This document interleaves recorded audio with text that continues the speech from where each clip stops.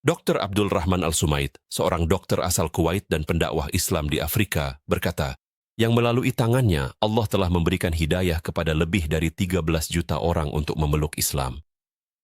Suatu hari saya berdiri dan melihat seorang wanita Afrika memohon dengan sangat kepada salah satu dokter yang bertugas membantu dan merawat anak-anak kecil dalam misi kami. Saya sangat terharu melihat betapa gigihnya sang ibu untuk memenuhi keinginannya. Lalu saya berbicara dengan dokter itu, dan dia berkata kepada saya bahwa bayi perempuannya itu sudah dianggap tidak akan selamat, dan sang ibu ingin agar saya memasukkan anaknya ke dalam daftar anak-anak yang akan kami rawat, padahal anak itu diperkirakan hanya akan hidup beberapa hari saja, dan uangnya lebih baik diberikan kepada yang lain. Kemudian sang ibu menatap saya dengan tatapan penuh harap, lalu saya berkata kepada penerjemah, tanyakan padanya berapa uang yang dia butuhkan setiap hari. Dia pun menyebutkan jumlahnya, dan ternyata itu hanya seharga satu minuman bersoda di negara saya. Saya pun berkata kepada penerjemah, saya akan membayarnya dari uang saya sendiri. Saya menenangkan sang ibu, memberinya sejumlah uang, dan berkata, ini adalah biaya hidup anakmu selama setahun. Dan sejujurnya, saya sudah menganggap anak itu memang tidak akan selamat. Apa yang saya lakukan waktu itu hanya untuk menenangkan hati sang ibu yang malang. Tahun-tahun pun berlalu, dan saya benar-benar sudah melupakan kejadian itu.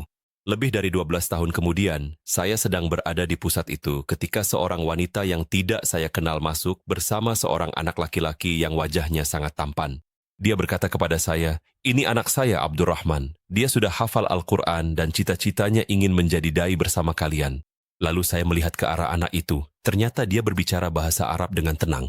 Dia berkata kepada saya, ibu saya sudah menceritakan kisahmu dengannya dan bagaimana engkau menafkahiku selama masa kecilku. Saya ingin berada di bawah bimbinganmu. Saya fasih berbahasa Afrika dan ingin bekerja bersama kalian sebagai dai di jalan Allah. Lalu aku teringat padanya dan bertanya, apakah ini anak yang mereka tolak untuk diasuh?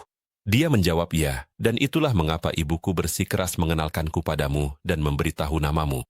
Abdurrahman, pada saat itu aku jatuh ke tanah karena sukacita dan keterkejutan yang luar biasa, dan aku bersujud kepada Tuhan sambil menangis dan berkata, harga minuman ringan dapat menyegarkan jiwa dan menyediakan pengkhotbah bagi Tuhan.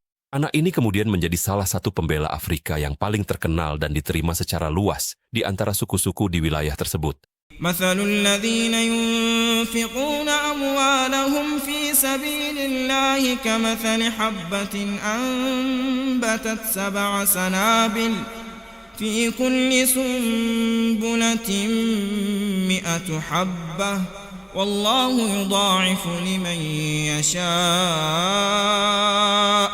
والله واسع عليم الذين ينفقون أموالهم في سبيل الله ثم لا يتبعون ما أنفقوا منا ولا أذى لهم أجرهم عند ربهم ولا خوف عليهم ولا هم يحزنون